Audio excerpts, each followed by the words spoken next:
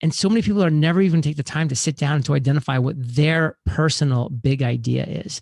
Not like what person X, Y, or Z's big idea is so they can become a pale, weak imitation of those people. No, your big idea.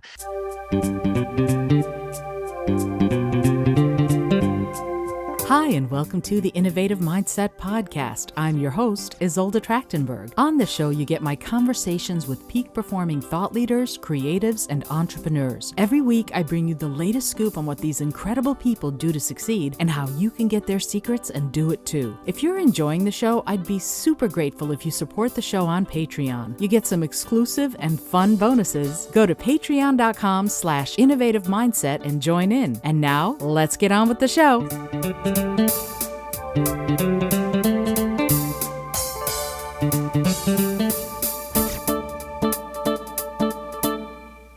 Hey there, and welcome to the Innovative Mindset Podcast. I'm your host, Isolde Trachtenberg, and I am so excited about today's guest. John Lee Dumas is the founder and host of the award-winning podcast, Entrepreneurs on Fire. With over 1 million monthly listens and 7 figures of annual revenue, John Lee Dumas is spreading entrepreneurial fire on a global scale. His first traditionally published book, The Common Path to Uncommon Success, is available for pre-order now at uncommonsuccessbook.com. John was really gracious and sat down with me to chat about the book and also how he maintains his zone of fire, integrity, and drive to keep succeeding, and also being a person of value. And now let's get on with the show. John, thank you so much for being here. Welcome. I am fired up to be here. It's really an honor. I love talking with exciting, energetic, good vibe people, and you fit all those categories. Oh, you're fabulous. Thank you so much. So let's just jump right on in. What is different about the common path to uncommon success? What makes the process you outline so effective? So it is different. It's really different. And we'll get into the process in a little bit here. But this book is different because, listen, inspiration, motivation, those things are important. Inspiring journeys, motivating journeys and stories, they're important. But to be frank and to be a little brutally honest, they're a dime a dozen. Everybody's got one. It's reality. We all have one.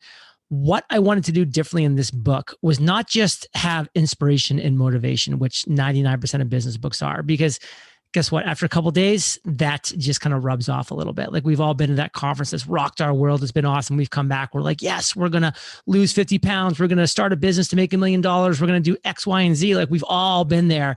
And then what happens? Life happens.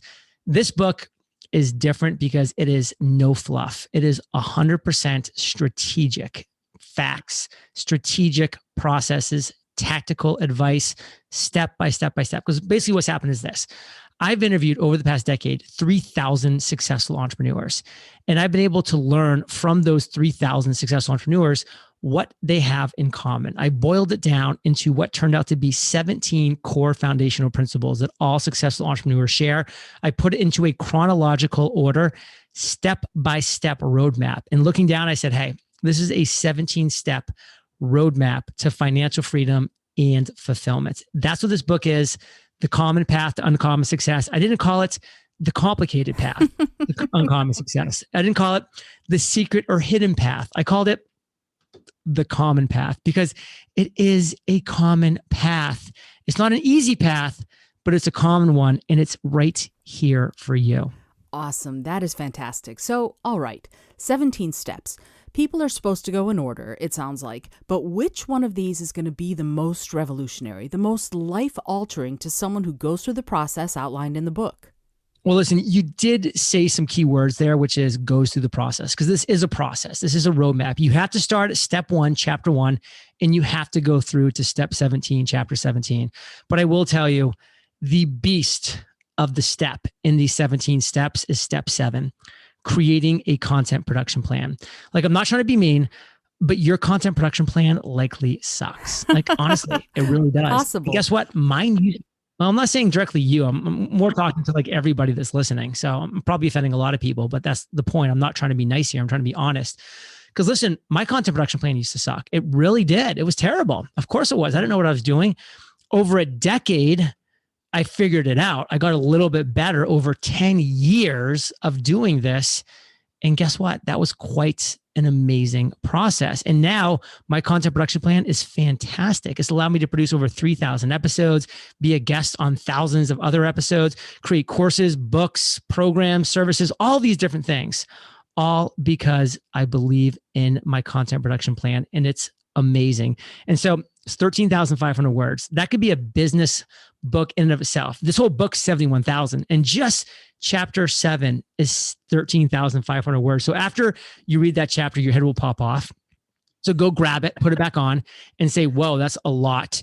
And then for the first time in your life, you're going to be able to sit down and create an amazing content production plan for yourself.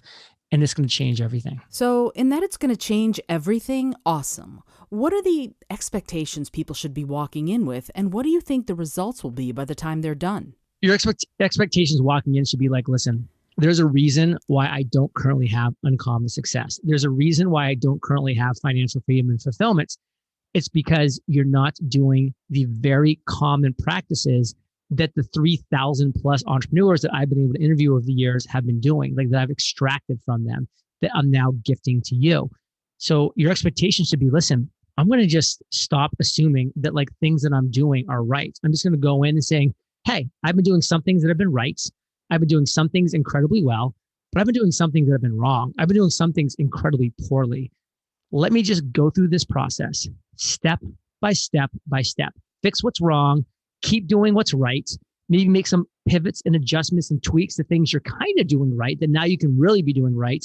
And just know that every step of the way, you are creating an incredible foundation that's going to give you that financial freedom and fulfillment you want. This book is not the common path to millions of dollars. It will turn out that way for some people, but that's not financial freedom. Like financial freedom can be making $50,000, living below your means in a place that you love, and doing what you want to do every single day. So you're actually fulfilled. Like that can be a very awesome version of uncommon success that I want you to realize is there for you. So this book is going to maybe shatter some of your misconstrued beliefs that you've had in the past and make you realize that you've really been a ship without a rudder for a really long time. You said that the last time I heard you speak, being rudderless, and you mentioned that you had been rudderless when you left the military and that you shifted and you focused differently. Big time. And I'm very curious about that time and space between the spark of an idea and then when you verbalize it to yourself, and then what happens to you in that instant, because something happened to you specifically when you went, that's it, I'm grabbing it and I'm doing it. And you made a lot of mistakes, but what happened in that moment when you made the decision that change had to happen?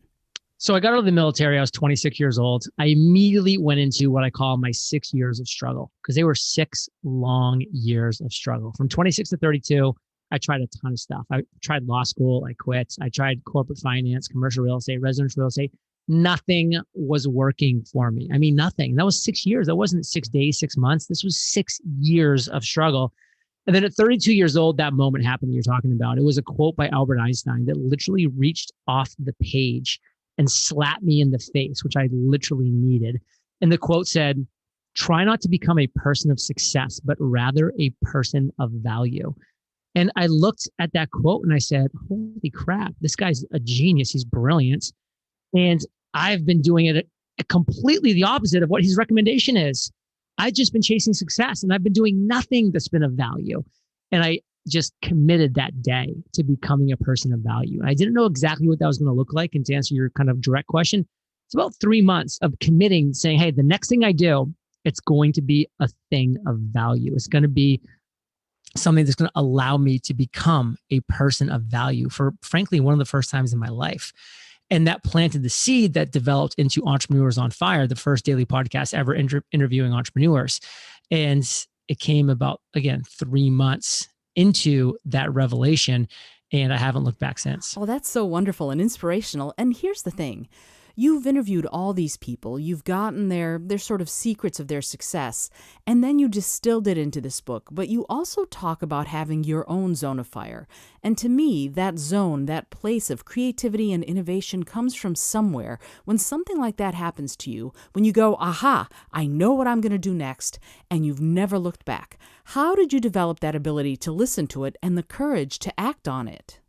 I know that we're on this earth for a brief moment in time. And so many people are going to die never even having identified their big idea. Everybody right now that's hearing my voice, everybody in this world has a big idea. And so many people are never even take the time to sit down and to identify what their personal big idea is. Not like what person X, Y, or Z's big idea is so they can become a pale, weak imitation of those people. No, your big idea. Because when you do that, when you sit down and identify your big idea, you're going to wake up every day in your zone of fire, excited, enthusiastic, giving value to the world because it's your zone of fire. And that's what we need more of. We need more people that are waking excited every day to live in their zone of fire. And we need less people who are waking every day miserable about what the next 12 hours, are for them. A miserable commute, a miserable job, unhappy, and surrounding themselves with all the wrong people, the Debbie Downers, the Debbie Doolittles. Like that's what we don't need more of. We need more people that are out to live in their zone of fire and change the world from their little place, that they can actually make that massive impact and grow and expand and just continue to have that ripple effect. So that's exactly what step one of this process is. This is a 17-step process. Step one, chapter one, identify your big idea. You need to do it. There you go. All right. Well, I know we're wrapping up and I want to talk to you. I want to ask you a question that I ask everybody who comes on the show.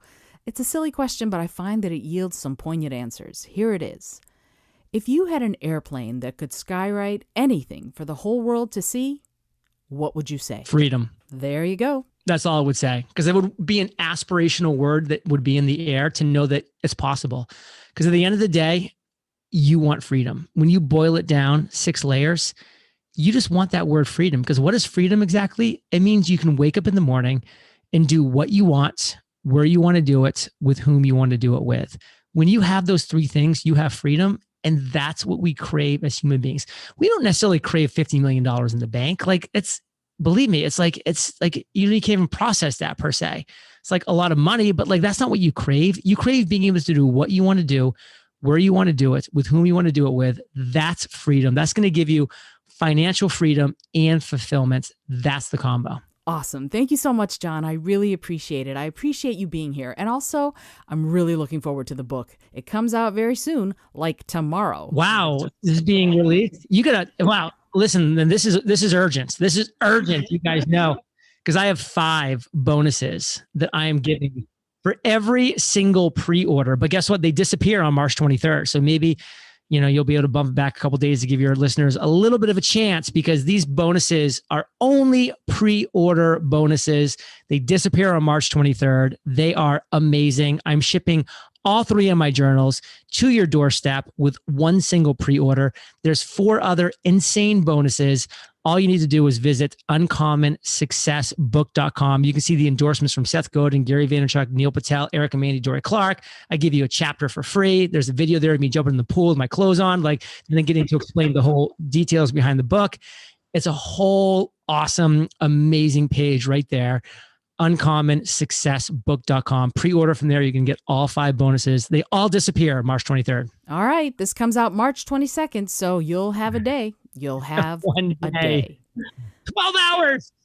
Yeah, they're going to have to get on the job. They're going to have to get right on that. Thank you so much for joining me, John. This is Isolde Trachtenberg for the Innovative Mindset Podcast, reminding you to stay on fire, listen, learn, laugh, and love a whole lot.